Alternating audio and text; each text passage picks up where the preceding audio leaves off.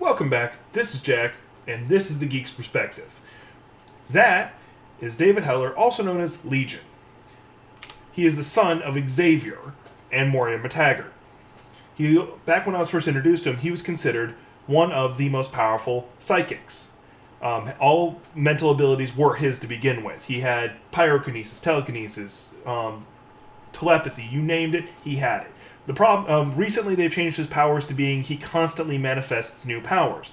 His problem is he's effing bonkers. For every new power he has, a new personality is created to manage each individual power. As of last checked, he had over 200 different personalities for his over 200 different powers. 200 personalities, 200 powers. Maybe messed that one up. Anyway, that's what Rogue said when she went into his head. And each ability he has on an Omega level. As previously stated, Omega, and the only reason he's considered an alpha mutant is because he can't control it. Omega level being a power with unlimited capacity, but requires control. Hence, Wolverine is only an alpha when he has the healing factor of an Omega. He just doesn't have the ability to choose not to heal. When I was introduced to him, needless to say, he is immensely powerful. That's why I wanted to make sure that picture was shown. He is scarily powerful. When I was first introduced to him was during this season, this arc called Legion Quest. Legion Quest is where all of his minds merge into one, and he comes to the determination to help his father. He must go back in time and kill Magneto to prevent him from ever standing in the way of his father, Xavier. Unfortunately, when he goes back, he accidentally kills his father.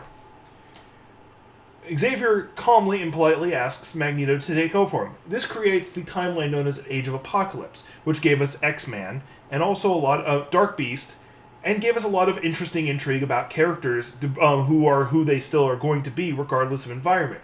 Example being, Cyclops is still a goody-goody two-shoes, even though he is a villain. He just views that Apocalypse is the powers that be, and therefore must be protected. Though he is kind of a rebel during this time. It's kind of interesting. He also has long hair, which was like a weird rebellion he kind of did, instead of the clean cut we see him in the normal universe. We were also first time introduced to Bobby Drake and how powerful he can really be. I'll go more into that when I do an episode on Age of Apocalypse. But in the meantime, I was really just stalling time so you had a chance to read this frame. David Heller, aka Legion, is insane. He's dangerous and he's not gone. But he's so powerful they can't really use him. He's too dangerous to leave around. But that makes him such an interesting character. He's the son of one of the most powerful telepaths in existence, who is uptight and protective, and yet his son is utterly crazy.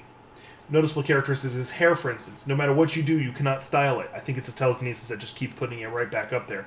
And also his eyes are two separate colors at all times. And he has, once again, immense power, able to manifest and create new powers constantly.